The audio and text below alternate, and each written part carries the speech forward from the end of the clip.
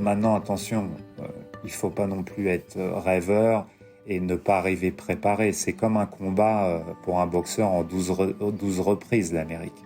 Ça veut dire que tu as un temps pour l'entraînement, tu as un temps pour monter sur le ring et pour décrocher ton titre, parce que c'est dur. Je peux pas mentir aux gens qui ont l'intention de venir, ça veut dire que c'est un combat. Tu vas rencontrer beaucoup de vicieux, tu vas, surtout quand tu n'arrives pas avec un métier, que tu vas pas travailler dans une entreprise et que voilà, quand tu es un indépendant comme moi et que tu es un autodidacte et que tu apprends sur le terrain, faut être plus vif et plus fort que les autres, parce que sinon tu te fais manger.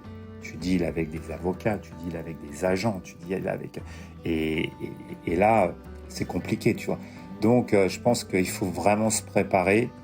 Il faut être ambitieux, mais il ne faut pas être stupide dans ton rêve en te disant je vais tout casser et avoir l'arrogance, tu vois. Souvent, les Français... Ou la naïveté. Ouais, ils ont l'arrogance. Déjà, ils ne veulent pas bosser. Ils pensent qu'ils vont être movie star ou entrepreneur en 6 mois. Ça n'existe pas, ça, tu vois. On se remet en question en permanence. Même aujourd'hui, je me remets en question, alors que on a un documentaire, là, on a des stars interplanétaires et tout, et tous les jours, on se remet en question. Donc voilà, mais c'est quand même c'est un drôle de chemin quand je retourne en arrière. C'est un film. Puis j'ai eu des événements, si tu veux, dans ma vie où la distance, c'est problématique. Ma mère était malade pendant 3 ans avant de partir. Je faisais des allers-retours. C'est dur quand tu es expat. Ça veut dire tu as envie de profiter quand tu vieillis de ta famille, de tes parents, et tu te dis que toutes ces années où tu as pensé au succès, à ta réussite personnelle, au rêve, eh ben, c'est des années que tu aurais pu passer avec ta famille pour profiter d'eux. Tu vois. Et moi, au bout de tant d'années, c'est ça, je pense à ça en fait.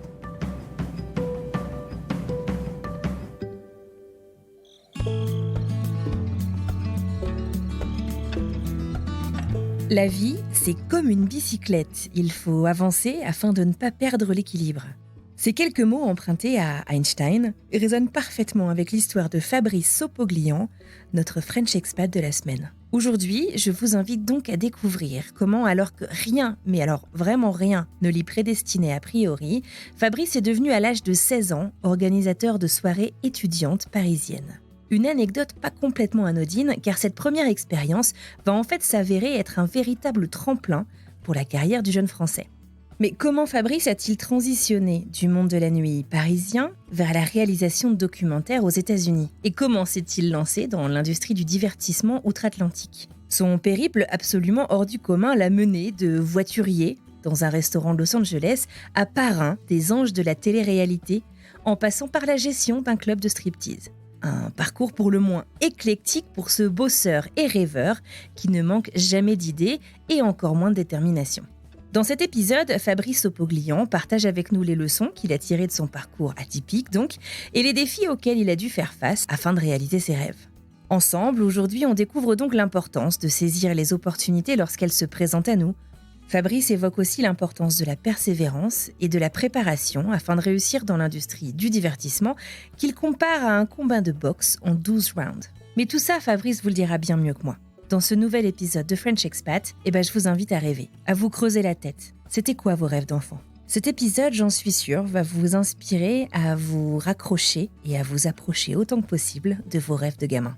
Je suis Anne-Fleur Andrely. Vous écoutez French Expat, un podcast de la rédaction de French Morning. Si le contenu proposé par French Morning, le média des Français de l'étranger, vous plaît, n'hésitez pas à vous abonner afin de soutenir notre travail. C'est parti pour une nouvelle histoire.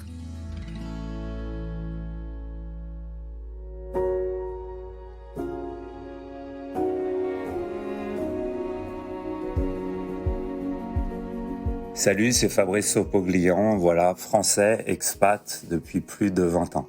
Ah oui, c'est rapide. C'est toujours dur de se présenter en fait.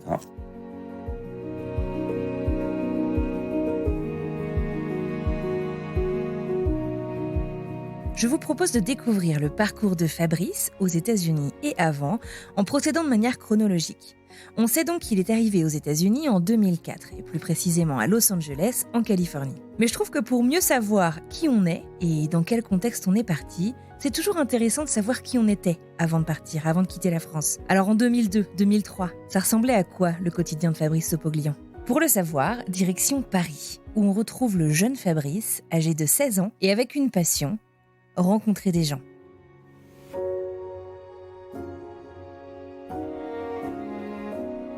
C'est vrai que beaucoup de gens ont l'impression que ma vie, elle a commencé en Amérique. C'est ça qui est fou. Et que à travers les plateaux télé et tout, mais j'ai bien eu une vie, en fait, avant.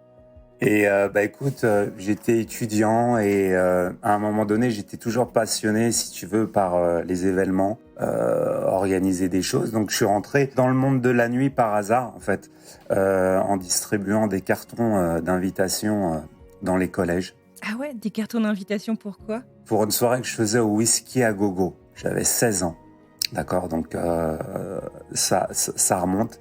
Et je sais pas, j'étais fasciné par cette petite équipe à Paris de jeunes qui remplissaient des 1000 personnes, 2000 personnes dans des clubs, tu vois, le Palace et tout. Et je me suis dit, je vais lancer des soirées pour rencontrer du monde. Voilà, c'était déjà, tu vois, mon cheval de bataille de rencontrer des gens pour essayer de faire des trucs et du business. Et de là, j'ai commencé une première soirée qui a cartonné, en distribuant des cartons, en connaissant personne, en me tapant 50 écoles par semaine avec mes cartons comme ça à la main. Je me souviens, c'était l'instinct mortel. J'avais pris la photo de Sharon Stone, de Basic Instinct. Ah, voilà. Basic Instinct. Ouais, je l'avais appelé l'instinct mortel. Fabrice S. présente. Et j'avais eu 200 personnes. J'étais super content, tu vois. Et ça a été le début, en fait, d'un vrai business que j'ai développé. C'était l'organisation promoteur de soirées. Et ça a été une révélation pour moi. J'étais super timide. Tu vois, je n'osais pas parler aux gens. J'étais vraiment introverti dans mes rêves, quoi, comme beaucoup d'ados. Et puis, j'ai développé ce truc de soirée où je me suis mis en compétition avec les plus gros. Et je me suis fait un nom au bout d'un an. Il distribuait incroyable, à ça. cet âge-là. Ouais. Il distribuait 1000 cartons, j'en distribuais 20 000 à la sortie des écoles, tu vois. Et des fois, je faisais 3 soirées par semaine. J'avais 4 cartons, 4 flyers différents que je donnais. Voilà. Donc, c'est voilà comment, en fait, si tu veux, je suis tombé un petit peu dans le milieu artistique au début, en étant étudiant.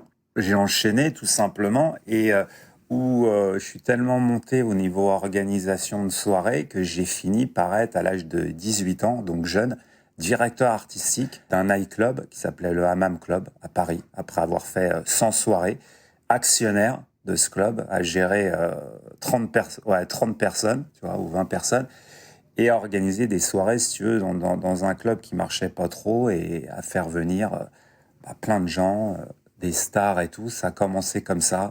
Et si tu veux, ça a pris une bonne partie de ma vie la nuit pendant 5-6 ans. Et de là, j'ai décidé de monter, si tu veux, une agence d'événementiel. Donc ça, c'était toute la partie à Paris de 18 à 25, tu vois.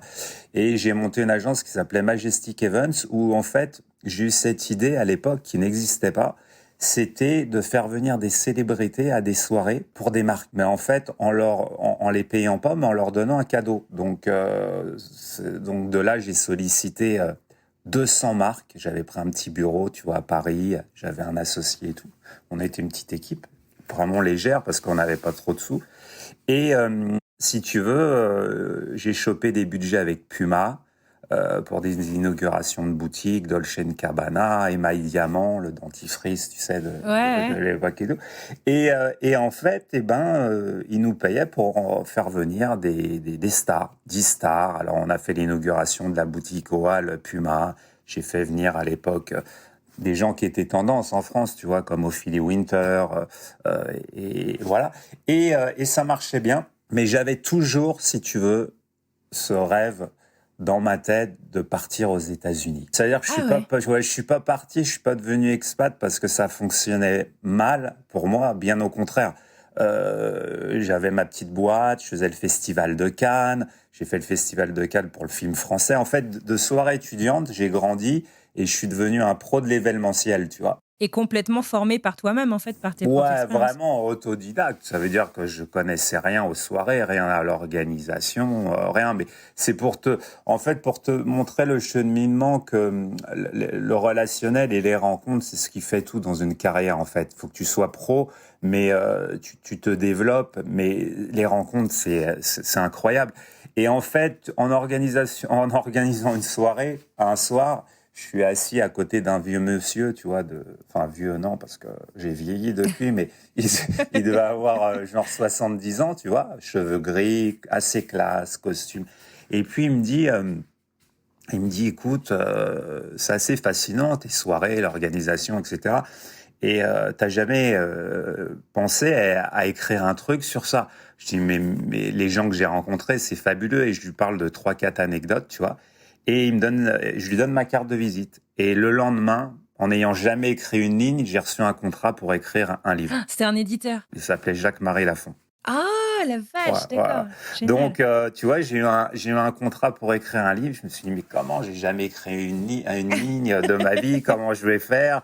J'ai commencé vraiment, tu vois, le soir. J'ai écrit 30, 40 pages. J'ai demandé à mon père de me donner un coup de main, etc.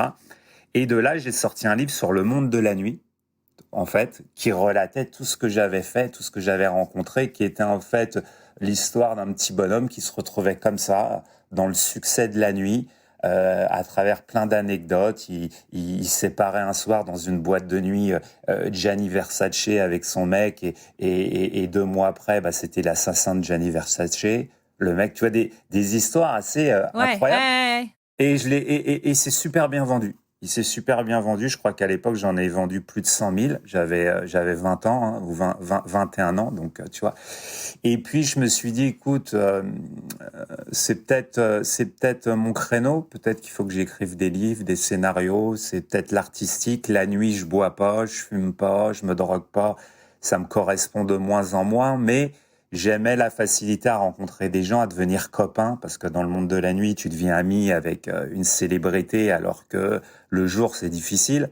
Tout le monde est assez coincé, tu vois. Ah ouais, le monde de la Comment nuit. t'expliques ça? Parce que sous l'effervescence de l'alcool, de la musique, de tout ça, tu deviens très vite ami avec les gens, tu vois. Ça veut pas dire que le jour va t'emmener à faire des affaires. D'ailleurs, le titre de mon livre, c'est « Les paroles de la nuit ne voient jamais le jour ». Ah, génial.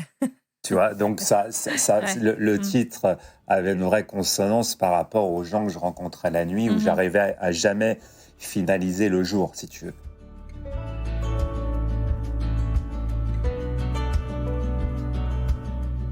Et puis, lors d'un de mes événements, je rencontre une nana super sympa qui va me faire décrocher la nuit, en fait, qui est une nana du show business à l'époque, tu vois, qui est une Miss France.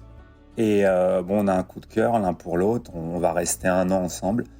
Et là, je vais vraiment me mettre dans l'organisation, mais surtout, je devais développer un peu de production.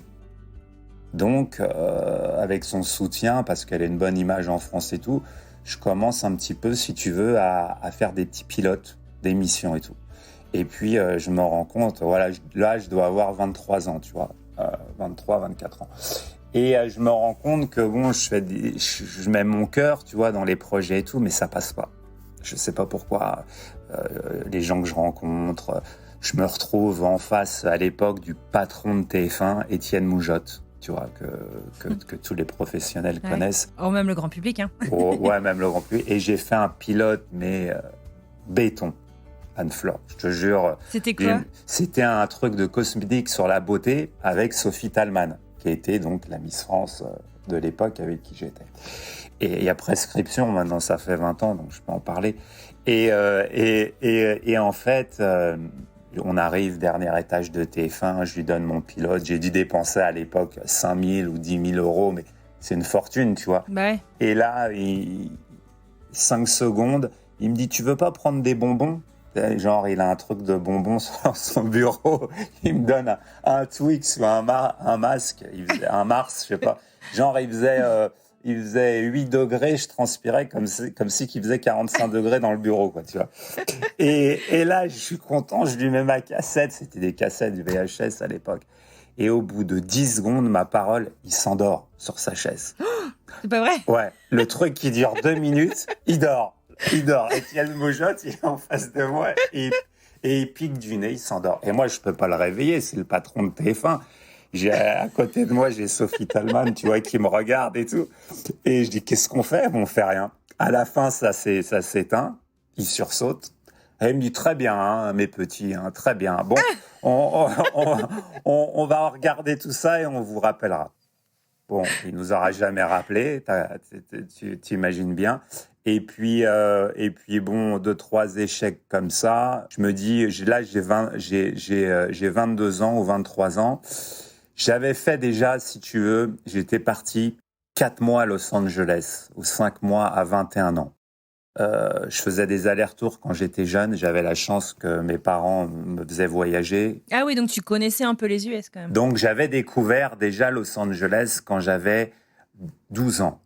J'avais pris un électrochoc de cette ville, du cinéma, de comment tu pouvais aborder les gens à tous les niveaux. Donc c'était mon rêve. À 21 ans, à travers la nuit, j'ai pu faire 4 mois. Je me suis retrouvé physionomiste d'un restaurant sur Sunset Boulevard. Tu vois. D'accord. Physionomiste, c'est tu rentres pas. Ça veut dire tu rentres pas, etc. Par le biais d'un copain qui était en fait le fils du patron, avec qui je faisais des soirées à Paris, tu vois, quand j'avais 19 ans. Comme quoi, les rencontres, voilà. Il m'a dit, mon père, il ouvre... partout. Voilà, il ouvre son restaurant. Est-ce que tu veux faire la porte? Et le restaurant s'appelait le Barfly. C'était le restaurant. À Paris, il a été tendance pendant des années. Et à Los Angeles, première année, ils ont tout le monde. Quand je te dis tout le monde, je rencontre tous les soirs, il y a des stars. Ouais, Mickey Rourke, et les Van Damme, et les Brad Pitt, et Puff Daddy. Et là, j'ai un problème, c'est que j'ai pas de papier. Donc là, c'est pendant les 5 mois quand tu avais 21 ans? Voilà. D'accord. Là, j'ai pas de papier. J'ai oublié un peu cette étape avant l'événementiel et avant sortir avec une nana connue, etc. Et je voulais rester, mais j'avais pas de papier. Et puis je me rends compte que d'être illégal, parce que tu vois, tout se retrouve, parce on parle aux expats, c'est pas bon. Pourquoi? Parce que à ce moment-là, j'ai mon père qui est pas bien, qui est malade. Je dois rentrer. Si je suis illégal, j'aurais pas pu le faire. Imagine-toi que je le perds ou truc. C'est terrible. C'est une sensation terrible quand t'as pas tes papiers. Donc je me dis, dans une semaine, mon visa s'expire. Qu'est-ce que je fais? La porte du Barfly, ça représentait 3 000 €, 4 000 € par semaine avec les tips, ce qui était énorme. Ah waouh. Ça fonctionnait. Même encore maintenant. Ouais. Donc c'était incroyable, et les rencontres et tout. Et de là, si tu veux, je me suis dit, bon, family first, la famille c'est le plus important, je rentre en France. Et j'oublie le Barfly en annonçant à mon pote, voilà, je suis dans une situation précaire, j'ai envie de rester, je peux rester illégalement, mais si mon père ça va moins bien, je suis bloqué et je pourrais pas m'en remettre. Donc je décide d'abandonner mon rêve américain, je rentre en France, je prends soin de mon père, et de là, c'est là où j'enchaîne l'événementiel, mais avec ce goût amer d'avoir loupé mon rêve. Voilà. Et en plus, la prod, en France, je vois que c'est dur, que c'est une petite famille et tout, que je fais des castings, même pour être animateur. Personne me donne ma chance. Donc, je me dis, j'ai cette idée, si tu veux, à l'époque. Là, au bout d'1 an et demi de relation, ça bat un peu de l'aile et tout. Je me dis, écoute, j'ai un contrat pour un 2e livre avec un autre éditeur sur la vie d'un paparazzi, en fait, pour suivre un paparazzi qui m'avait pris en photo avec cette Miss France. Tu comprends? Que j'avais rencontré. Donc encore une rencontre. Et le mec est à Los Angeles, il fait les plus grandes stars après avoir fait plein de gens à Paris. Je suis resté en relation avec lui. Il me dit, ouais, j'aimerais bien, on écrit un livre et tout. Je me dis, allez, j'arrête, j'appelle mon partenaire, je lui dis, j'arrête la société, je pars en Amérique. Il me dit, mais t'es un fou, on a une boîte qui fonctionne, j'y écoute, je suis plus en relation avec ma copine, le business, c'est plus ce que j'ai envie de faire, et je rêve d'Amérique. Donc je vais partir. Et là, t'avais pas lâché, quoi. Ouais, j'avais pas lâché. J'étais rentré, si tu veux, comme un perdant parce que j'avais abandonné, et je me suis dit, je suis pas arrivé au bout, en fait. Je le sentais, tu vois. Et là, je pars pour écrire ce livre avec mes 2 valises, un peu de sous, mais pas énormément, et mes rêves plein la tête en voulant faire de la production, en voulant faire truc. Voilà. Mais je savais que c'était dur. J'étais pas, si tu veux, un rêveur, mais j'avais un goal. Et c'est là où on revient souvent pour les gens qui me posaient la question, qui me disaient oui, mais pour partir, il faut une formation, il faut un goal, si tu veux. Tu vois, si t'as pas ce goal en tête, à la finale, ça sert à rien, quoi, parce que tu vas te perdre dans tout un tas de trucs, et puis tu vas te retrouver dans un schéma où tu vas galérer, tu vas faire 10 boulots et ça va pas bien se passer, quoi qu'il arrive, tu vois. Donc, si tu veux, j'arrive en Amérique. Et je suis ce jeune, paparazzi pendant 3 mois, donc j'écris, voilà. Et puis, je me dis, est-ce que je vais rester, est-ce que je vais pas rester, parce que je fais pas de sous, que c'est compliqué, je dépense plus d'argent qu'autre chose, etc., tu vois. Donc du coup, tu suis ce mec pendant 3 mois, tu te rends compte que tu brûles plus de cash que t'en gagnes, en gros. Voilà, là, je me rends compte que le rêve américain, il a changé, que je bosse plus dans un club, que j'ai plus le mojo, comme on dit, que je le suis, que ça me coûte de l'argent. Au moment de l'éditer, le livre, une fois qu'il est écrit, au bout de 6 mois, il s'oppose à la sortie parce qu'il flippe. Le paparazzi ? Ouais, le paparazzi. Donc, en fait, les 5000 copies, je dois les jeter. Je les brûle. Donc, je dois tout refaire. Donc là, le rêve américain, tu vois, il se transforme un petit peu, en queue de poisson, quoi. Et donc, si tu veux, mon magot, le peu de magot que j'ai emmené fond au soleil, je me dis qu'est-ce que je vais faire, parce que tu vois, ça va être super compliqué. Mais indépendamment de ça, si tu veux, j'ai cette idée à l'époque, comme le DVD des petits films indépendants marchait bien, de m'associer avec un mec que je rencontre en suivant le paparazzi, si tu veux. Et on commence à faire des petits projets de films, mais très, très, très low budget, tu vois, à 30 000 $, 20 000 $. Et on fait financer les acteurs, en fait. C'est-à-dire que les acteurs qui rêvent d'être dans un film, ils mettent 5 000, 10 000 $ pour acheter Ah ouais, d'accord, ok. C'est un Français qui fait ça avec toi ou un Américain ? Ouais, un Français avec qui, d'ailleurs, je suis encore associé sur des projets. Et donc voilà, on fait des petits projets comme ça indépendants, on les vend en DVD, on fait des trucs, ça nous rapporte un petit peu de sous. Et puis, la vie, quoi. Je rencontre ma femme, tu vois, une Allemande à Los Angeles, pas une Américaine. Et puis, on se met ensemble, je me sens bien, je dis à mes parents, bon, ça fait 1 an maintenant, j'ai tenu, ce serait dommage de rentrer. J'avais fait un visa, moi, grâce au succès de mon premier livre. Là, un visa talent ou... Ah, voilà, un visa talent. Donc, du visa, j'arrive à le passer en green card après et tout. Donc, au moins, j'ai pu, si tu vois, ce problème. En me disant, bon, voilà, quoi, il faut tenir. Le plus dur, c'est de tenir. Mais la vie était quand même beaucoup moins chère que maintenant aux US, l'essence, le truc. Donc, c'était moins cher qu'en France, quoi. Donc, tu pouvais faire attention sans dépenser des millions par mois. Ce qui n'est plus le cas si tu veux une vie, si tu veux tes enfants dans une école privée et tout, ça coûte de l'argent. Et si tu veux, je me dis, bon, comme je suis ici, je vais solliciter un petit peu des chaînes françaises et tout.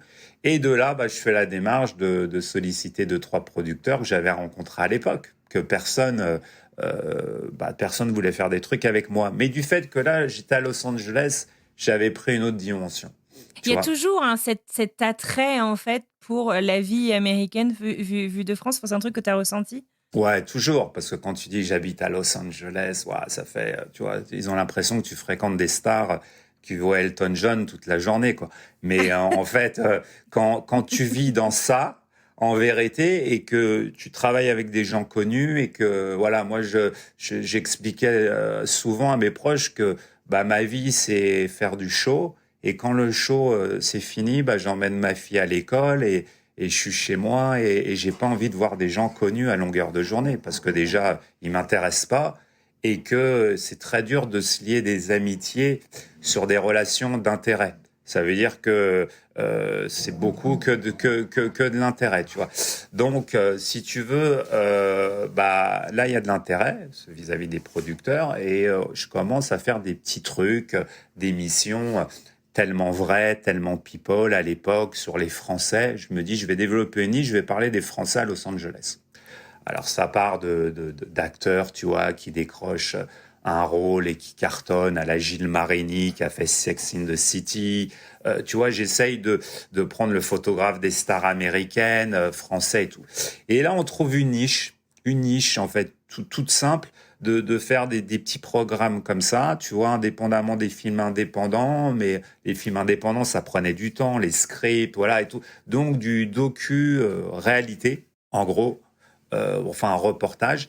Et j'en fais quelques-uns. Et là, je rencontre Christian Audigier, le designer à l'époque, et je lui dis, j'aimerais bien faire un truc sur ta fille. Elle a 16 ans, elle est tendance, elle a sa marque de vêtements et tout. Et là, je fais un truc ouais, sur Christian et surtout sur sa fille en colonne vertébrale. Et je le vends à TF6 avec un producteur français, TF6 qui était la fusion TF1-M6. Je dis, putain, il a fallu que je fasse 10 000 kilomètres, que je sois à Los Angeles pour commencer à faire des trucs en prod. Mais je sens qu'il y a un truc, tu vois. Et là, ça fait 1 an et demi que je suis là, 2 ans. Non, un peu plus longtemps. Hein. Je te dis des bêtises. C'est les débuts de la TNT, en fait. Ouais. Je pense que ça faisait 4-5 ans. Et j'avais fait un truc entre-temps, indépendamment des films, un business, mais qui est une erreur. Et qui me fait perdre 1 an. Et là, c'est un truc...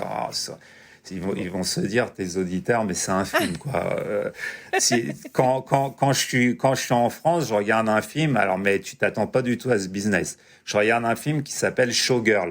Je sais pas si tu te souviens, ce film qui est sur une stripteaseuse à Las Vegas, qui bosse dans un club qui s'appelle Cheetahs, et qui est un strip club. Voilà. Et bon, moi, je suis un mec, je suis jeune et tout, je vois l'Amérique, strip club, belle nana et tout. Je dis, tiens, ce club, quand je serai en Amérique, il faut absolument que je passe. Il y en a un à Las Vegas, un à Reno, un à Los Angeles. Ah, c'est une chaîne, d'accord. Ouais, c'est une chaîne. Et un soir, au bout de, ça doit faire 2 ans et demi que je suis là, 3 ans, je suis en voiture comme ça, et puis je m'arrête à sur Hollywood Boulevard et je vois Cheetahs. Donc là, je descends, je vais boire un verre, tu vois. Bon, ma femme, elle était au courant, elle est cool, elle me dit, ouais, tu peux aller boire un verre dans un strip club de temps en temps, elle sait que c'est un show, tu vois, qu'il n'y a pas de... Bref, je descends, si tu veux. Je vais boire un verre, je suis tout seul, hein, comme un vieux vicieux, mais c'était un bikini bar, donc c'était clean, tu vois. Et là, je m'assois à côté d'un monsieur de 60 ans, tu vois, grosse moustache, un peu arménien, genre un peu mafieux. Il me dit, comment ça va? Are you doing? J'ai dit, I'm good, I'm good. Un peu film américain. Ouais, genre les Sopranos, quoi. Oui, mais c'est une ambiance, tu vois, que j'avais retrouvée, que je connaissais de la nuit et tout, donc ça me dérange, ça me plaisait, tu vois, tous ces trucs, les films de gangsters et tout. Et là, je sais pas, je lui dis, il est beau ce club, il est pas à vendre. Il me dit, si, il est à vendre. Il me dit, il fait pas partie de la chaîne, je le vends $1 million. $1 million, je devais avoir 20 000 d'avance, tu vois, à l'époque, 30 000. Je dis, mais comment je vais acheter un club à $1 million? Mais je lui dis, je me démonte pas, je lui dis, donne-moi ton numéro, je vais te rappeler. Et le lendemain, je te jure que c'est vrai, je fais un déjeuner avec un Français, un fils de dentiste qui vient d'arriver, qui m'est présenté par un bon pote à moi, Romain Chavant, qui finira par faire Secret Story grâce à moi d'ailleurs, Romain, qui est un expat aussi, qui est devenu un peu le roi de la nuit ici, tu vois, à Los Angeles. Et en fait, il me dit, il y a ce copain-là, très BCBG, petit polo, Ralph Lauren et tout. Il me dit, il veut monter une affaire, il veut pour son visa et tout. Sa femme est là. Et là, pendant le déj, je lui dis, mais vous voulez pas monter un strip club? Le business, il est fabuleux et tout. Et moi, jamais, je pense qu'ils vont me dire oui, ou on est intéressé. Et il me dit, c'est combien? Je dis, c'est $1 million. Elle me dit, ah non, on n'a que $1,5 million à investir et tout. Je dis, écoute, ça vous intéresse? Il me dit oui. Et là, je retourne voir le mec. Et c'est pour ça que dans la vie, c'est un coup de poker, je te jure. Et je lui dis, j'ai $1,5 million. Je vais te l'acheter, le club. Mais j'ai pas vu un chiffre, j'ai pas un franc, hein. J'ai pas $1 pour lui acheter. Et le reste, je vais te le payer tous les mois en notes. Ça veut dire, c'est comme un crédit, tu vois. Tu lui donnes 10 000 tous les mois. Et il me dit, OK, lui aussi. Alors que je pensais jamais qu'il allait me le vendre, truc. Bref, je me retrouve propriétaire du Cheetahs Club au bout d'un mois. C'était un peu ton rêve au début en même temps. Ouais, mais je retombe dans la nuit. Et là, je me retrouve dans un contexte, en fait, pendant 8 mois qui me plaît pas, tu vois. C'est que des histoires, c'est que des trucs, etc. Bon, ma femme qui est pas super contente que je m'occupe d'un strip club en plus, ma fille qui arrive au monde. Bref, le timing, il est pas parfait. Je rentre chez moi tard, tu vois, et tout. Heureusement que j'ai de la rigueur, mais il y a trop d'histoires, trop de trucs. Et je dis à mon associé, bon, je te laisse mes parts. Le jour où tu vends, tu me donnes de l'argent. Mais je pense que c'est pas pour moi. Voilà la transition, si tu veux, entre... D'accord. Voilà. Donc c'est ça l'année que tu dis avoir perdu. Voilà, l'année que j'ai perdue. Et de là, si tu veux, comme je continuais les petits trucs, entre les Tellement Vrais, les Christian Odigier, que je trouvais qu'il y avait une bonne niche, eh ben, si tu veux, j'ai cette idée de me dire, il manque une sorte de série avec des Français comme Sous le Soleil, la série qui marchait bien, tournée à Los Angeles avec des acteurs français. Et je commence à faire un pilote qui s'appelle West Hollywood, tu vois, qui est 2 jeunes Français qui arrivent et qui galèrent et qui n'ont pas de papier, qui travaillent dans les restaurants. J'essaye tout ce que j'ai rencontré pendant 5 ans, en fait, je le mets dans ce pilote et j'arrive à faire intervenir des gens sympas, tu vois. J'ai Jimmy Jean-Louis, l'acteur d'Heroes, j'ai Gilles Marény qui a fait Sex in the City, j'ai Shona Sens qui a fait pas mal de trucs en France, la femme de Lorenzo Lamas et tout. Et si tu veux, le pilote, il reste en développement chez M6 pendant 6 mois. Énergie 12 adore le projet et tout. Et c'est à ce moment-là, si tu veux, que je rencontre un peu les gens d'Énergie 12 et tout. Voilà. Et comment ils me sollicitent à un moment donné pour produire les segments des Anges. Et comme c'est moi qui organise, ils me disent, bon, écoute, on va faire les 10 ans de la télé-réalité, ça te dirait pas d'être à l'écran? Et puis, l'aventure, elle commence comme ça. Donc, tu étais déjà en production sur Les Anges avant qu'on... Non, tu as été dès le début des Anges, en fait, du coup, c'est ça? Ouais, dès le début, non, sur le format des 10, c'était les 10 ans de la télé-réalité. Donc, je commence, saison 1, mais je commence en tant que producteur de segments, quoi, sur place, tu vois, genre exécutif producteur sur place pour organiser les rendez-vous. Et le directeur de la chaîne, qui s'appelle Stéphane Joffre à l'époque, directeur des programmes plutôt, il me dit, t'as pas envie d'être à l'antenne? T'as un bon style, c'est toi qui emmène les rendez-vous, c'est légitime et on n'a pas pensé à un incarnant dans l'émission. Mm-hmm. Et puis là, c'est un succès monumental. Et donc, tu deviens le parent des Anges. Ouais, mais Paul, mais la place, elle n'a pas été en fait aussi simple parce que chaque année, ils se remettent en question. Mais je revenais, si tu veux, dans la médiamétrie, tu sais, dans les enquêtes numéro 1, quoi. Ça veut dire les gens, à chaque fois, ils disaient, on adore le parrain, on adore Fabrice. Le concept, c'est l'Amérique, c'est Fabrice, c'est les rendez-vous, tout. Et je deviens... je veux pas dire plus fort que le concept, mais je deviens attaché, tu vois, vraiment attaché à ce concept. Tu fais partie du concept même. Et en fait, c'est pas forcé, c'est pas surjoué. Je deviens pas une création du truc, c'est que c'est moi. C'est pour ça que ça fonctionne. C'est juste qu'on le voit, quoi. Voilà, c'est que les 5 ans que j'avais passé, si tu veux, à faire mon réseau, à rencontrer des gens, je le mets à l'antenne. Et je mets mon cœur et les rendez-vous sont tellement importants. C'est des gens que j'ai rencontrés à chaque fois, que j'ai sollicités pour mes projets. Donc, en fait, je pense que le public ressent que ça existe vraiment. L'authenticité. Voilà. Et les candidats à l'époque, ils ont vraiment ce rêve américain. Ils veulent venir vraiment pour réussir, tu vois. Ils veulent vraiment être là parce qu'ils veulent vivre leur rêve américain. C'est pas surjoué comme après. Il n'y a pas de produit de placement à l'époque. Il n'y a rien. Il n'y a rien de tout ça. Donc, on commence cette aventure.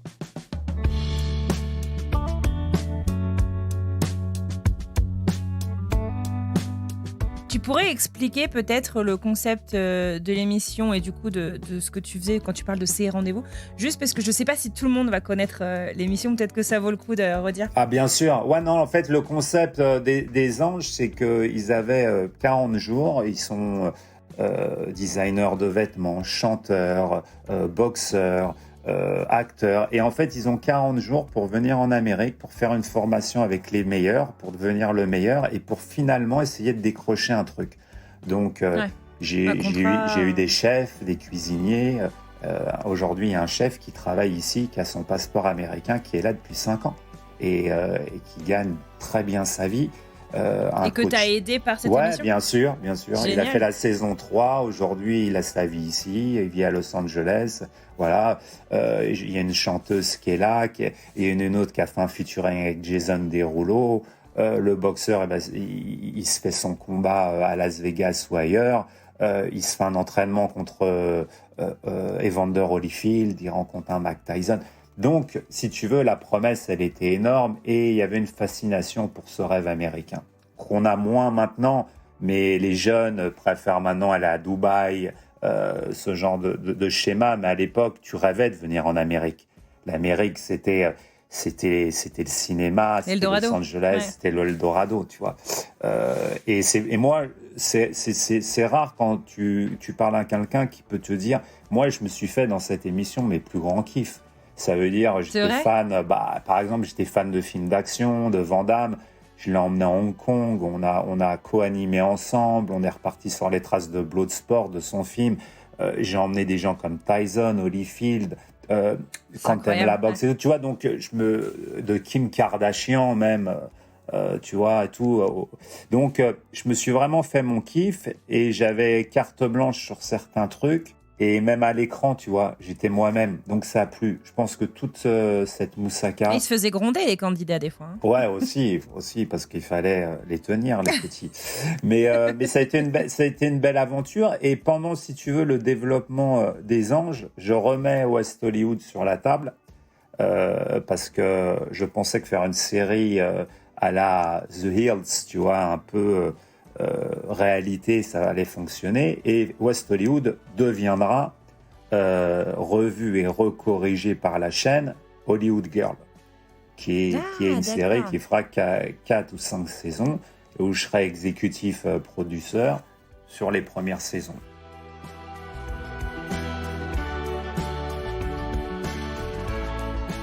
Donc, je ne m'étais pas planté parce qu'au début, tout le monde me disait les Français à Hollywood, en télé-réalité, ça ne marchera jamais.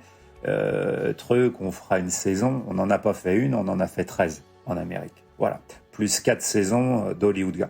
Donc, si tu veux, les choses, elles se sont enchaînées après très vite parce que quand tu as du succès, ça va très vite. On a fait 12-13 ans, non-stop. Je tournais 3 mois par an. Le reste du temps, je m'occupais de ma fille. Et puis je développais d'autres projets. Et puis normal, tu sais, quand tu tiens aussi longtemps, à un moment donné ça chute. Et puis il faut se renouveler. Ils n'ont pas réussi à se renouveler, les gens qui produisaient, si tu veux, ce format.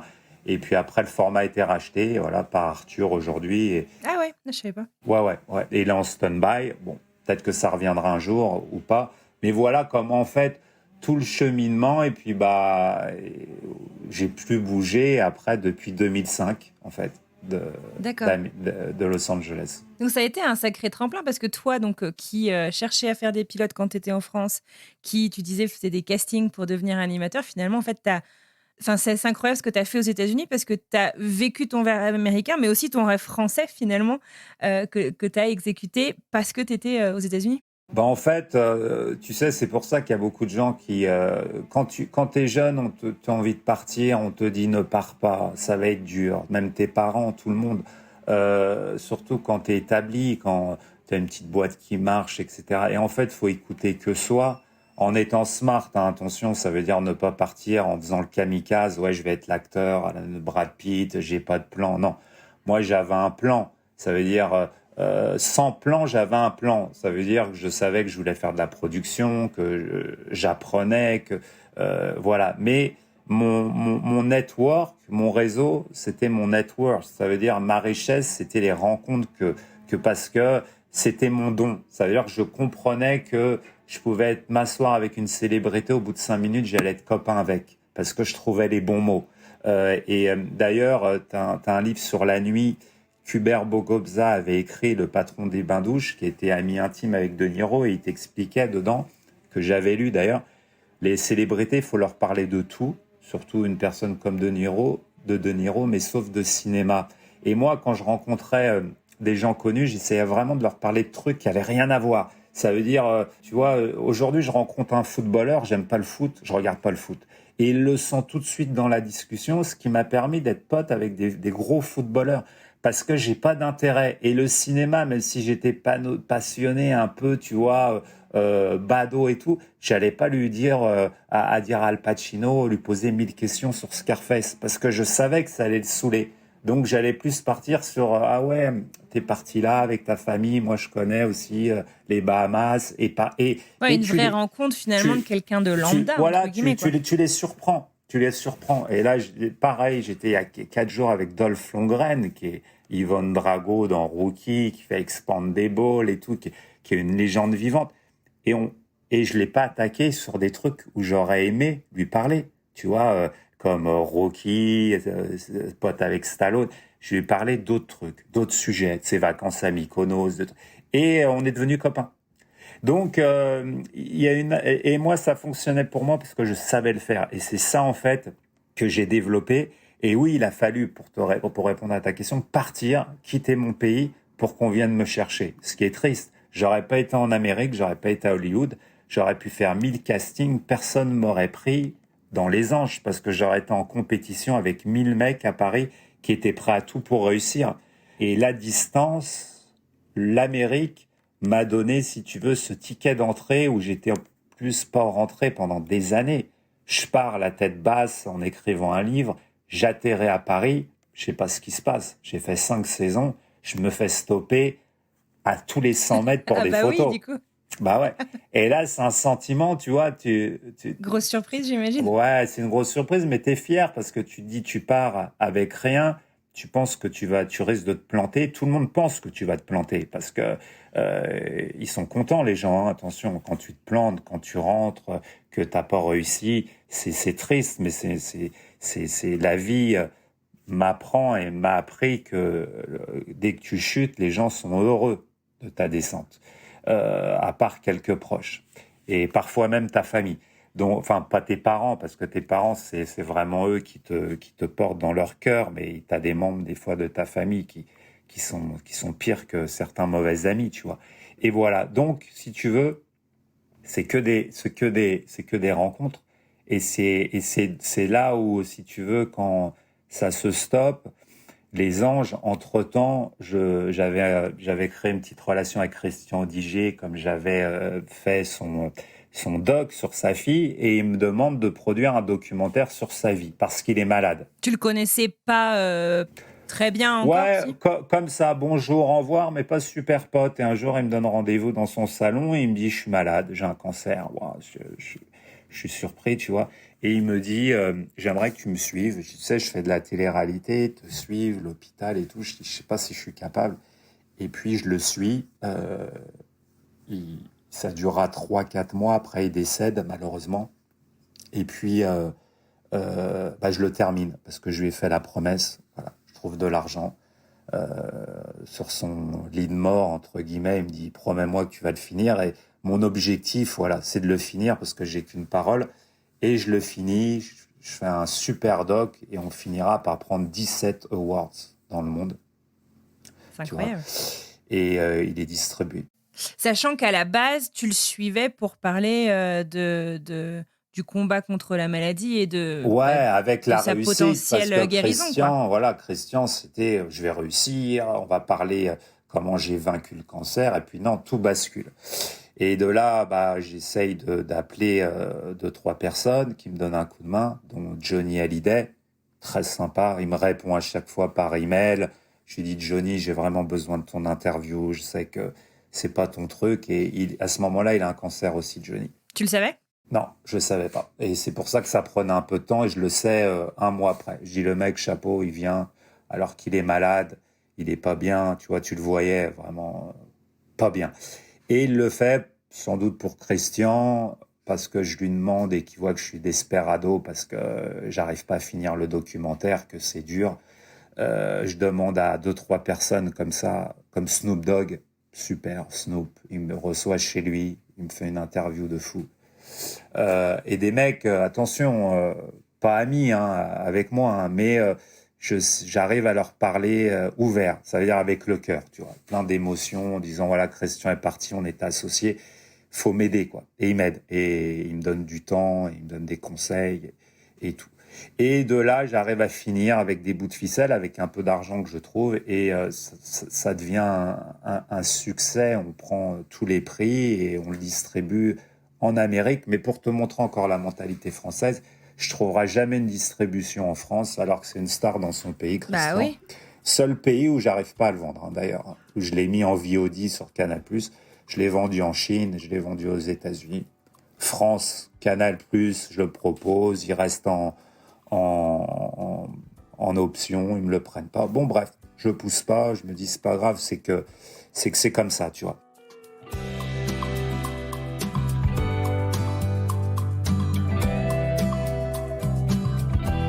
Et donc, si tu veux, petit à petit, je me mets un peu dans ces documentaires et je retrouve mon confrère de l'époque avec qui je faisais des petits documentaires, À tes des débuts petits aux films, US, du coup. ouais, Ouais. Dominique Milano, qui est un expat italien aussi qui vit ici français, et il me dit, écoute, j'ai rencontré cet acteur super sympa, qui est légendaire, qui a fait Réservoir Dog, Kill Bill, Michael Madsen, qui est un mec qui m'a fait rêver aussi dans les films, tu vois. Et donc, de là, on fait un déjeuner, le contact passe super bien, et je m'associe avec eux, et on fait un documentaire sur la vie de Michael Madsen. Et comme Les Anges, ça périclite un petit peu, et que je sens que c'est la fin, etc., je me concentre vraiment sur ce documentaire, et de là, Michael, il nous emmène un autre rêve, quoi. Tu vois, c'est un film, la vie, mais je te jure que c'est vrai. Et il nous organise un rendez-vous avec Quentin Tarantino. Quentin Tarantino nous cautionne le documentaire et fait partie de l'aventure. Wow. John Travolta, Charlie Sheen, voilà.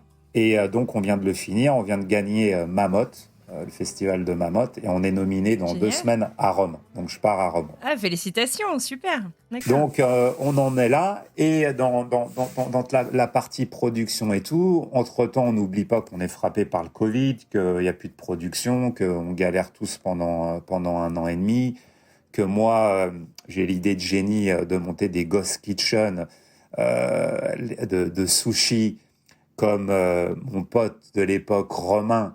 Je remets tout en œuvre, qui fait Secret Story. Il est dans la restauration et dans les clubs. Donc, je monte des ghost kitchen pendant le Covid. C'est quoi des ghost kitchen? Ghost kitchen, c'est où, en fait, tu as un chef dans des cuisines et qui prépare des sushis ou autre chose, et tu fais que par livraison. Tu vois? C'est-à-dire que c'est pas un restaurant Ah bah oui, virtuel. pendant le Covid, ça a tout son sens. Voilà, donc je développe ça, je mets un chef dans une cuisine, on se retrouve bloqué dans des cuisines, on fait plus de production, enfin c'est chaotique, mais j'apprends un nouveau truc, et où je perds un peu de sous d'ailleurs, mais c'est pas grave, j'apprends. Et en fait, ça m'emmènera, si tu veux, une fois que j'arrête Les Anges et que je continue ma production de documentaire, à ouvrir un restaurant de sushi à Los Angeles. No way. Voilà, qui s'appelle D'accord. Asai Sushi, qui a un N-roll bar comme à Tokyo, où je m'associe, où je monte ce truc depuis 2 mois, qui fonctionne bien, en fait, et où je passe du temps là-bas, et ça me fait marrer parce que je suis de temps en temps derrière le bar et je parle aux gens, etc. Voilà. Donc, Génial. c'est un film, quoi, tout ça. Et pourquoi les sushis? Enfin, genre, comment c'était venu? En fait, les sushis, c'est comme on avait commencé ces Ghost Kitchen avec des sushis, et qu'on s'était associé avec un pro, tu vois, du sushi. Il m'a sollicité, comme il avait un endroit très bien placé à West Hollywood. Il m'a dit, j'ai cet endroit, tu veux mettre un peu de sous, tu veux pas rentrer dans l'affaire. Et donc voilà, ça s'est fait en fait comme ça.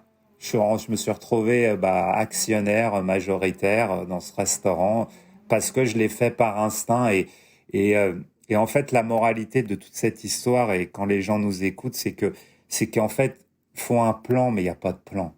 Ça veut dire qu'il faut juste avoir un goal, savoir où tu veux aller, mais il faut suivre son instinct, et il faut suivre c'est toi et ta chance, malgré ton talent et malgré et ton argent, parce que tu peux en avoir le lendemain, ne plus avoir et tout. Moi, mon rêve, quand je suis parti, c'était de vivre à Los Angeles, d'avoir une famille, d'acheter une maison et de pouvoir faire des projets artistiques qui me plaisaient, tu vois. Ouais. Donc, Check, check, check, check. ouais, j'ai rempli toutes ces cases et tu sais, le succès, c'est rien.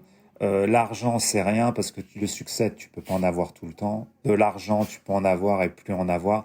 Mais je pense que le plus important, c'est d'être heureux. Et si j'étais pas parti, si je l'avais pas tenté, j'aurais été malheureux. Tu vois. Ouais. Voilà.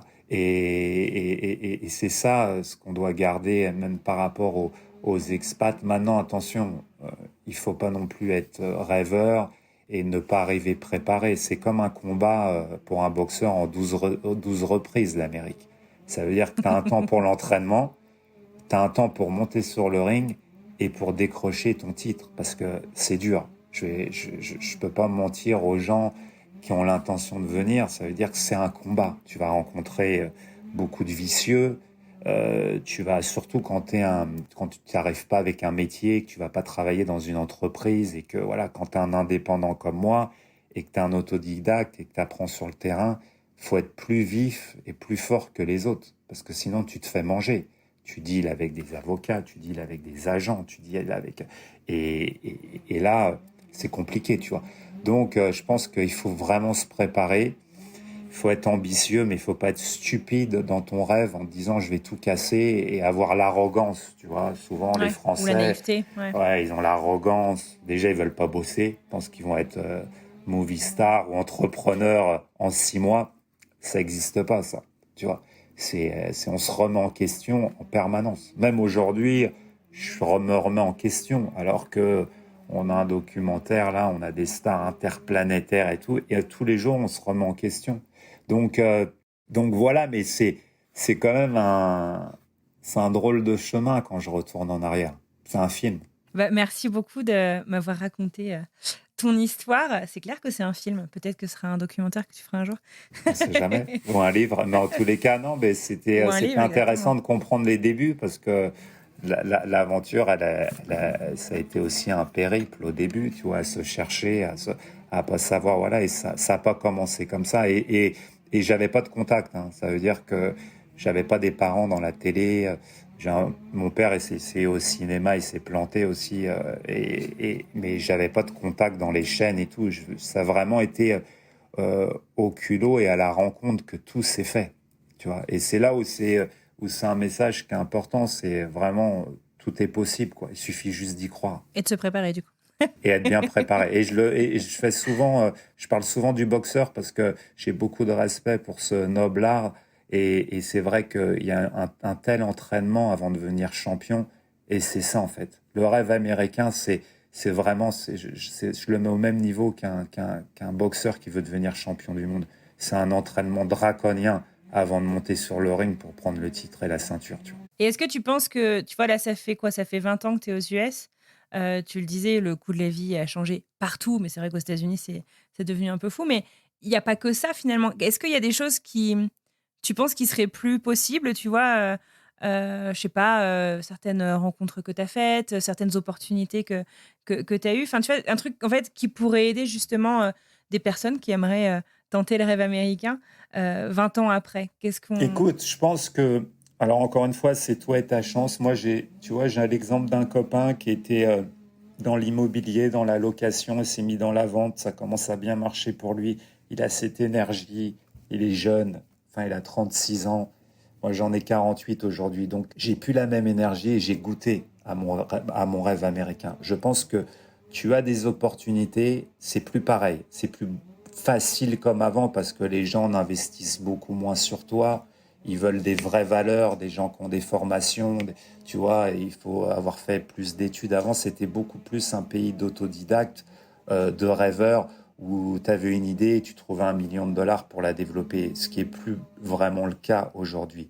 Mais tu peux faire la bonne rencontre au bon moment, c'est le timing. Moi, maintenant, avec du recul, ça fait 19 ans, 20 ans, j'ai plus ce rêve américain. Ça veut dire, tu vois, la retraite, je l'imaginerais plus dans le sud de la France, tranquille. Ça ne me fait plus rêver. Puis j'ai eu des événements, si tu veux, dans ma vie où la distance, c'est problématique. Ma mère était malade pendant 3 ans. avant de partir.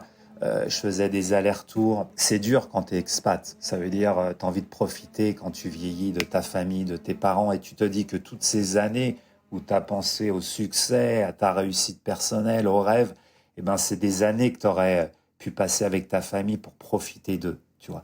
Et moi, au bout de tant d'années, c'est ça, je pense à ça en fait. Mais je pense que et je veux pas casser le rêve des gens en leur disant l'Amérique c'est devenu trop dur. L'Amérique, je pense qu'il y a encore des choses à faire, mais ça tout dépend d'une chose, c'est de ta motivation, de ta niaque, de ton envie.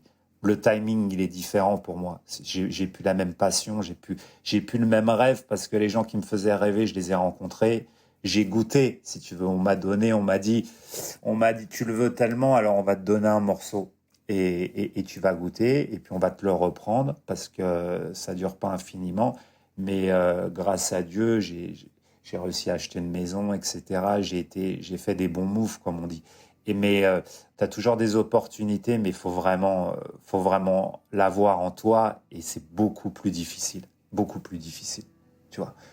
Tu peux faire la bonne rencontre, mais aujourd'hui, tu peux pas arriver comme on arrivait à l'époque avec $5 000. Ça n'existe plus. Les appartements, les one bedroom à Los Angeles, les 2 pièces, ils sont à 3 000. Tu vois, t'achètes une voiture et tout, tu peux plus arriver avec... moi, mon copain Dominique, qui est réalisateur aujourd'hui, il est arrivé avec $1 000 il y a 30 ans. Techniquement, tu peux plus le faire. Ça, c'était une autre vie. Voilà, les billets d'avion, ils étaient à $300 aller-retour. Maintenant, même sur French Bee, en économique, ça te coûte 600, 700, 800 aller-retour.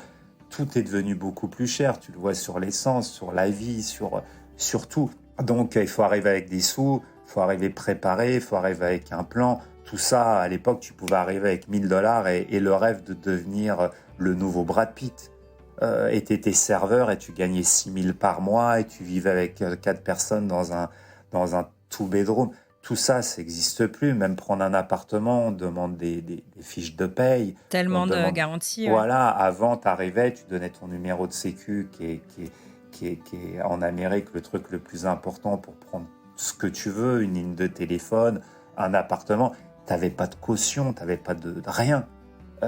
Donc c'est devenu plus dur. Maintenant, ça ne veut pas dire que tu ne peux pas mettre un coup d'épaule à une personne dans une librairie ou dans un nightclub et il va te donner ta chance. J'y crois encore et je pense que c'est possible et je le vois encore tous les jours. Je vois des gens qui réussissent, mais il faut arriver. Le rêve a un prix. Le rêve américain coûte aujourd'hui de l'argent. Voilà, il n'est pas gratuit. C'est beaucoup de concessions parce que tu te fermes sur plein de choses avec tes amis, ta famille, tout un tas de choses. Et puis, il faut arriver avec des sous. Voilà. Je ne serais pas cette catégorie de rêveur en me disant tu peux arriver avec $1 000, $1 500 et conquérir l'Amérique. Je serais un menteur et ce n'est pas vrai, tu vois. Eh ben merci pour ta franchise. J'ai une dernière question pour toi, Fabrice. Tu me dis que voilà, tu as goûté finalement à ce qui t'a amené aux États-Unis.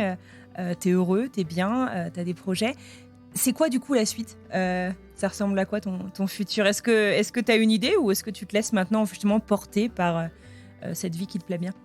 Non, en fait, tu sais, la suite, quand tu te retrouves dans ma situation, alors sans rentrer dans des détails trop personnels, mais en ayant perdu une mère avec qui tu étais très proche, et fusionnelle, etc., c'est de m'occuper au maximum de mon père, qui est encore là, de voir grandir ma fille, de faire effectivement quelques business qui me plaisent, finir de mettre des pierres à l'édifice pour préparer un exit. Ça veut dire être peut-être entre Los Angeles et le sud, tu vois, de la France, etc.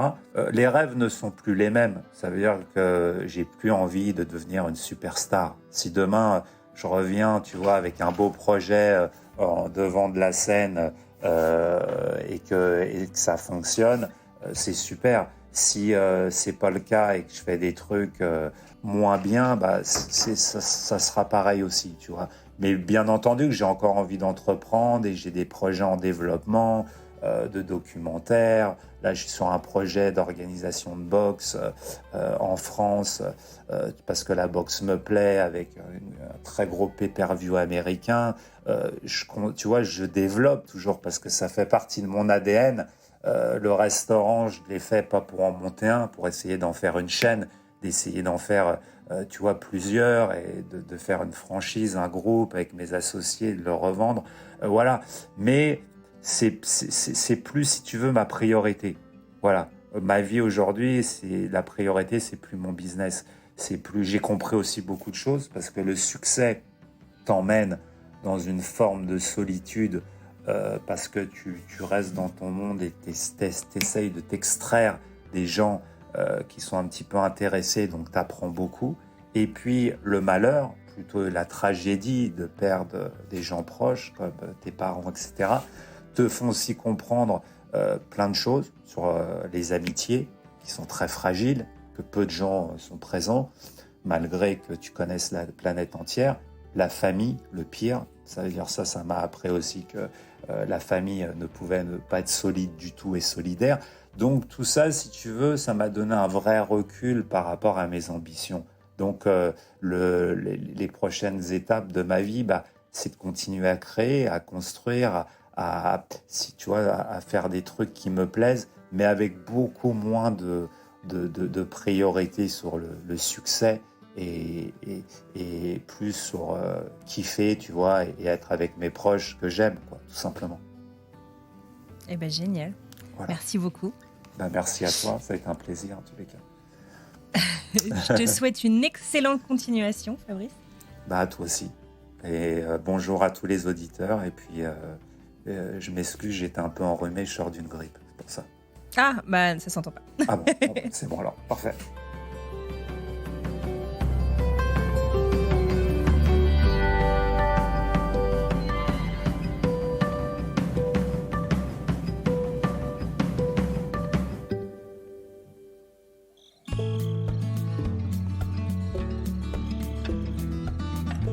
Et voilà, c'est terminé pour aujourd'hui. J'adresse un immense merci à Fabrice Sopoglian pour ce chouette moment qu'on a passé ensemble et pour sa disponibilité. Merci à vous de nous avoir écoutés jusqu'au bout. Si cet épisode vous a plu, vous le savez désormais absolument par cœur. N'hésitez pas à en parler autour de vous, dans la vraie vie, sur les réseaux sociaux, au boulot, bref, peu importe. Et si vous avez encore 30 secondes devant vous, direction Spotify ou Apple Podcast pour donner 5 étoiles au podcast et nous laisser un petit mot. Vous le savez, ça compte énormément. Bon, et l'épisode prochain, on va parler de quoi ? Eh bien, nous allons mettre le cap sur l'Angleterre. Je vous laisse découvrir un extrait.